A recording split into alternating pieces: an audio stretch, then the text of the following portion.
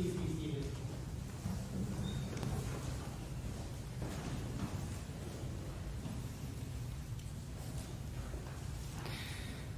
The Passion narrative can be kind of uncomfortable. We hear in unflinching detail about the betrayal, humiliation, torture, and execution of an innocent man. It can be especially uncomfortable on occasions such as today when we read the Passion accounts in parts. And the congregation is asked to play the part of the crowd, calling for Jesus' execution. The discomfort comes because most of us, if not all of us, are here this evening out of devotion to Jesus. At the very least, we likely fancy ourselves decent, upright, and fair people. We would not want an innocent person to be killed, especially Jesus. So as we're asked to play the part of the congregation, there might be a temptation to distance ourselves from that role and to focus more on who we think of as the real culprits. Pilate, the Roman Empire, the religious leaders of the day who collaborated with the Roman Empire. But as soon as we start to search for someone to blame for Jesus' death, we implicate ourselves as those who would be part of the crowd calling for Jesus' death. What do I mean by this? Well, oftentimes, throughout history in many different cultures, whenever there's social crisis and conflict, when things have devolved to the point of each against each and all against all, something interesting happens. A crowd comes up, and they find one person or a group to blame for the crisis. We have this problem because of them. And if only we get rid of them, then all will be well.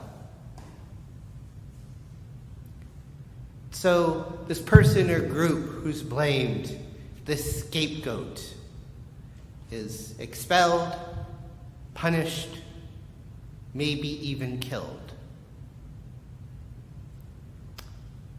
Here's the curious thing. This can actually work.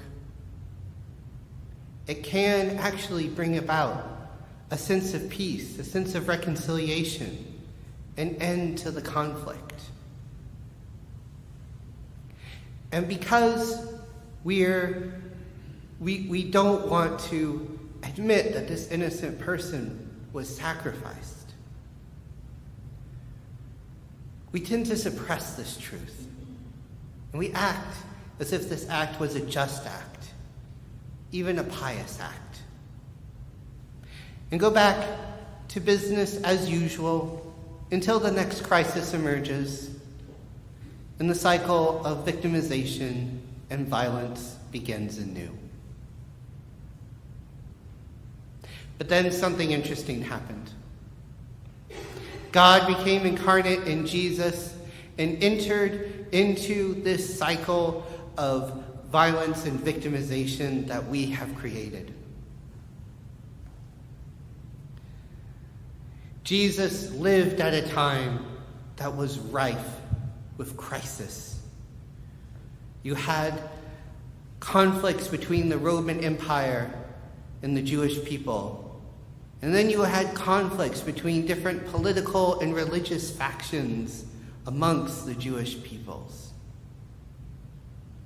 And the Gospels are very clear about what is happening with Jesus, that he is being made into a scapegoat, that he is innocent, but that he is being sacrificed to bring about peace and reconciliation. As we heard in today's Passion account, Caiaphas advises that it's better for one person to die for the sake of the rest of the people. Or you might remember that in the Gospel of Luke, in the Passion narrative there, the one we heard on Palm Sunday, it says that after that, Pilate and Herod became friends from that day forward.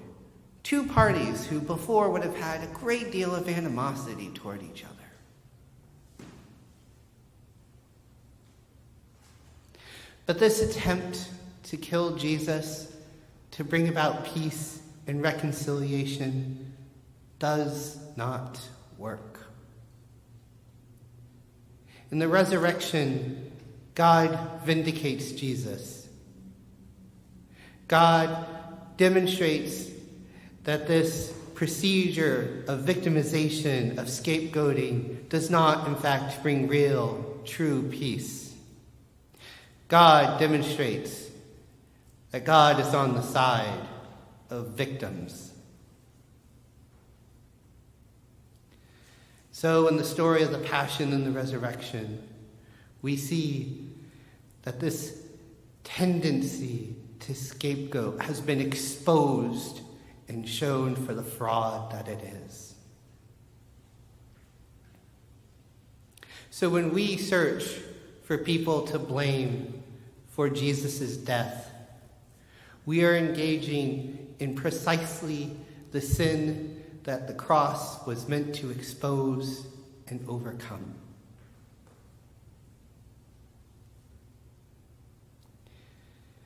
Now, it's true that from the very beginning, the Christian community comes to identify with the innocent victim Jesus, and to work for true peace and reconciliation. Peace and reconciliation that does not come through scapegoating, but through table fellowship. Despite this, the tendency to scapegoat is still very deep, even for those of us who know the gospel very well. We need only look at the Passion we heard this evening. As the gospel tradition developed, the Gospels placed increasingly more blame on the Jews for Jesus' death. And by the time we get to the Gospel of John, which most scholars believe was the last gospel written, the Jews are regarded as even more responsible and guilty than Pilate.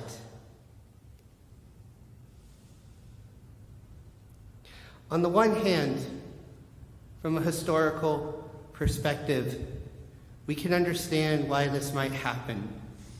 The community that produced the Gospel of John lived at a time when Jewish Christians and other Jews were parting ways.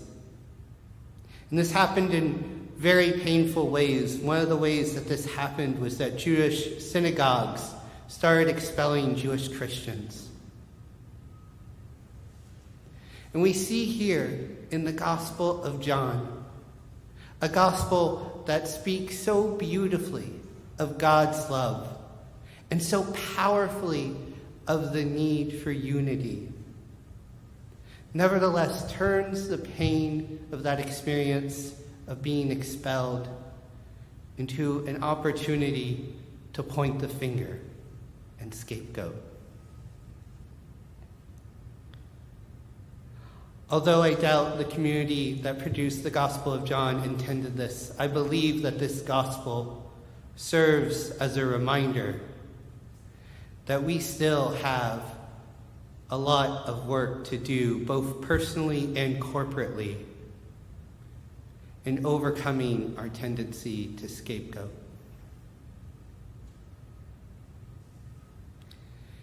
In a few minutes, a cross will be brought out, and we'll be invited to meditate on the mystery of the cross.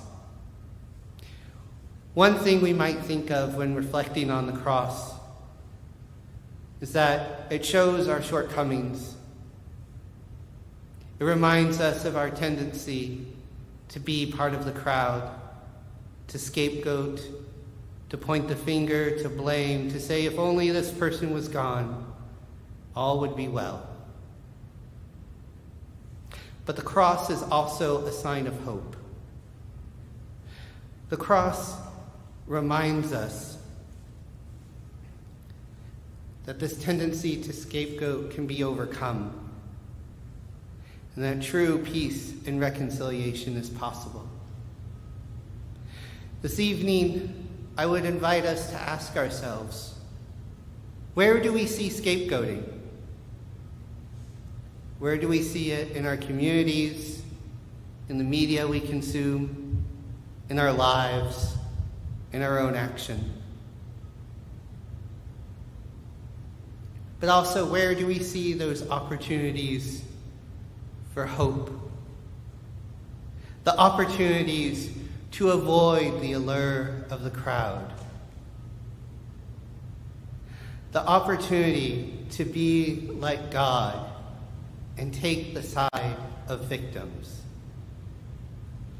even if it's uncomfortable.